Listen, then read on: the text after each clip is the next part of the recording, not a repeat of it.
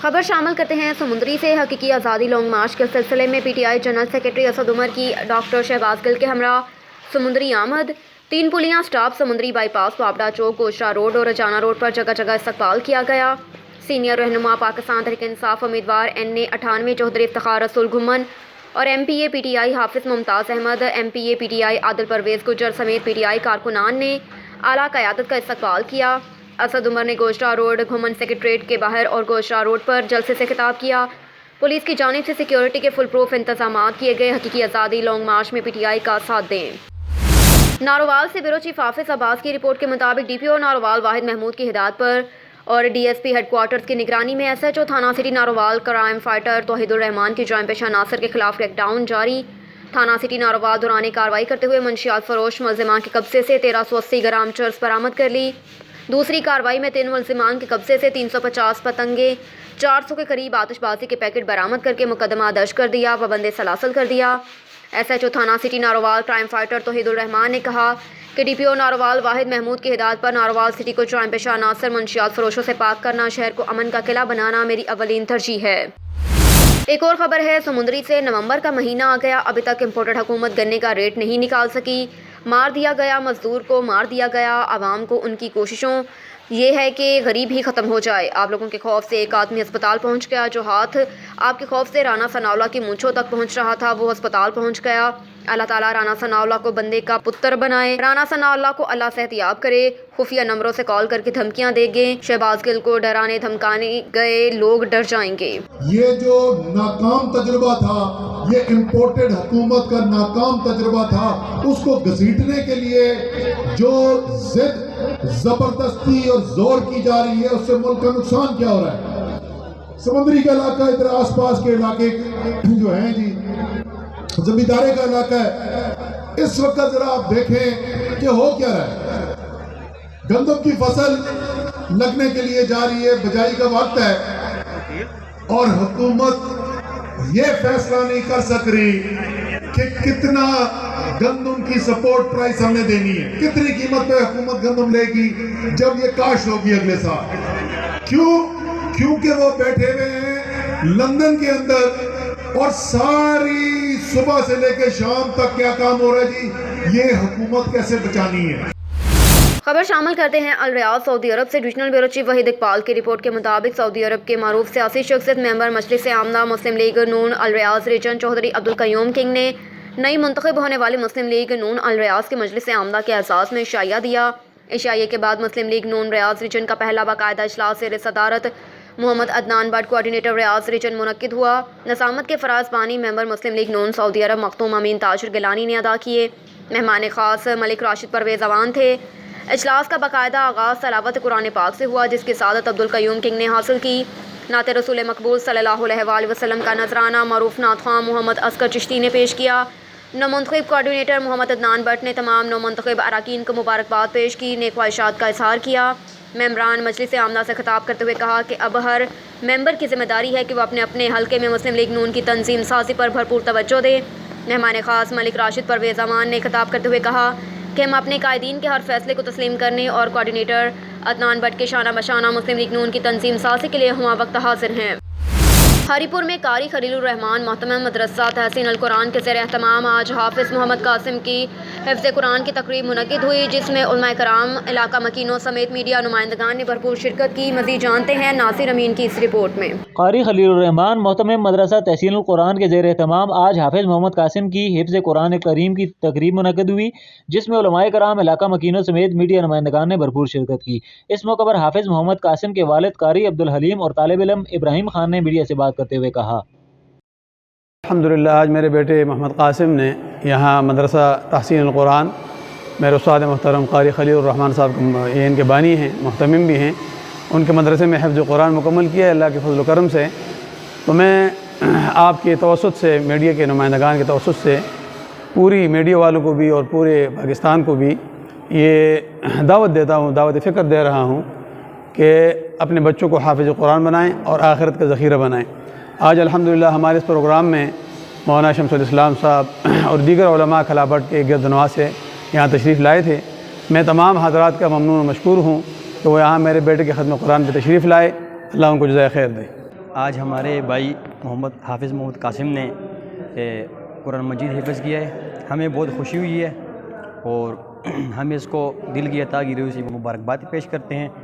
قاری عبدالحلیم نے اپنے پیغام میں کہا کہ میری تمام دیکھنے اور سننے والوں سے درخواست ہے کہ اپنے بچوں کو دنیاوی تعلیم کے ساتھ ساتھ دینی و قرآنی تعلیم سے بھی روشناس کروائیں تاکہ وہ دنیا میں باکردار شہری بن سکیں اور آخرت میں والدین کے لیے نجات کا باعث بن سکیں۔ آخر میں ملکی سلامتی کے لیے دعائیں بھی کی گئیں۔ خبر شامل کرتے ہیں خیرپور ناتھن شاہ سے۔ بحریہ ٹاؤن کی جانب سے سیلاب زدگان کے لیے کہانی کی سیلانی لگائی گئی۔ بحریہ ٹاؤن کی جانب سے لگائی سیلانی میں سیلاب زدگان کو دن میں 3 مرتبہ کھانا کھلایا جا رہا ہے، جبکہ ان کی مزید بھی امدادی راشن بھی فراہم کیا جا رہا ہے۔ اس پر جانتے ہیں وہاں پر موجود ہمارے نمائندے راجہ رجب علی سے۔ جی راجہ رجب علی، مزید آگاہ کیجیے۔ دیکھیے بالکل خیرپور ناتھن شاہ میں بحریہ ٹاؤن کی جانب سے سیلاب زدگان میں جو ہے نا وہ سیلانی لگائی گئی ہے۔ یہاں پر ہزاروں کی تعداد میں لوگوں کو کھانا کھلایا جاتا ہے۔ جو بھی سیلاب زدگان ہے تحصیل بھر کے وہ یہاں آتے ہیں، کھانا کھاتے ہیں۔ اس حوالے سے میرے ساتھ ٹیم کے کچھ ممبران موجود ہیں، ان سے بات کرتے ہیں۔ آپ مجھے بتائیے یہ کس طرح لگا ہوا ہے سیلانی کی جانب سے آپ کا؟ بھائی یہ بحریہ ٹاؤن ملک ریاض کے طرف سے ہے، یہ یہاں پہ جو سیلاب متاثر ہے ان لوگوں کے لیے کھانا دے رہے ہیں۔ تقریباً 2-3 مہینے سے ہر علاقے میں ہماری کیمپ کام کر رہی ہے، تو ہر جگہ پہ کھانا اور پانی جو بھی ہمارے پاس راشن ہے وہ بھی دے رہے ہیں۔ ٹھیک ہے، مہربانی ہے جی۔ بالکل جیسے ان کے آپ نے باتیں جانی، ان کا کہنا ہے کہ جو بھی سیلاب زدگان ہیں ان کے کھانے کے ساتھ دیگر بھی جو بھی چیزیں ہیں وہ مہیا کرتے ہیں۔ دن میں 2 سے 3 مرتبہ یہاں کے جو سیلاب زدگان ہیں ان کو کھانا جو ہے وہ مہیا کیا جاتا ہے۔ جی، آج پاکستان اور انگلینڈ کے درمیان T20 ورلڈ کپ کا فائنل میچ جاری ہے تو ملک بھر سے پاکستان کی جیت کے لیے خصوصی دعائیں مانگی جا رہی ہیں۔ اس وقت ہمارے نمائندے جام رمیش صادق آباد میں شہریوں کے ساتھ موجود ہیں، ان سے مزید تفصیلات جانتے ہیں۔ جی جام رمیش، مزید آگاہ کیجیے گا، لوگوں کا کیا کہنا ہے اس بارے میں؟ جی بالکل، میں اس وقت صادق آباد میں موجود ہوں۔ آج کے میچ کے حوالے سے جانتے ہیں، میرے ساتھ کچھ شہری موجود ہیں، ان سے جانتے ہیں میچ کے حوالے سے ان کا کیا کہنا ہے۔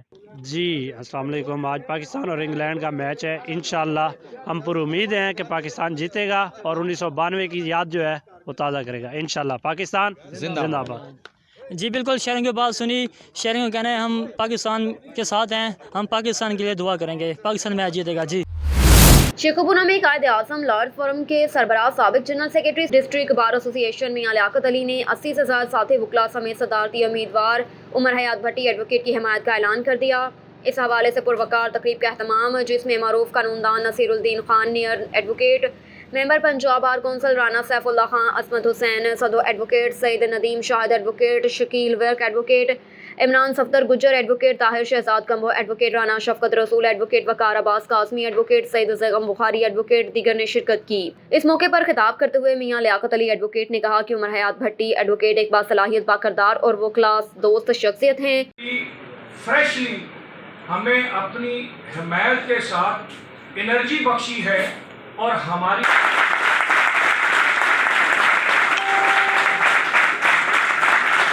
گزار ہوں جناب میاں لیاقت صاحب کا جو پریزیڈنٹ ہیں۔ سر آپ کا بہت شکریہ، آپ نے ہم پہ اعتماد کیا، آپ کی پوری ٹیم نے جو ہے اعتماد کیا۔ سے یہ وعدہ کرتا ہوں آپ کے ساتھ مل کے محنت کروں گا، اللہ تعالیٰ اپنے ہمارے نال کریں گے۔ میں تہہ دل سے شکر گزار رانا حسن رشید صاحب کا ہے، میرے بھائی اپنی پروفیشنل مصروفیات میں بھی۔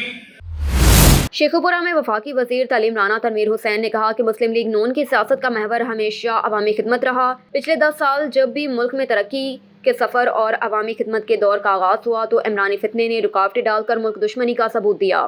شیخوپورہ کے علاقے منصور آباد میں گیس فراہمی کے منصوبے کی اپ گریڈیشن کے کام کے آغاز کے موقع پر تقریب سے خطاب کرتے ہوئے وفاقی وزیر کا کہنا تھا کہ منصور آباد کو گیس کے انتہائی کم پریشر کا سامنا تھا۔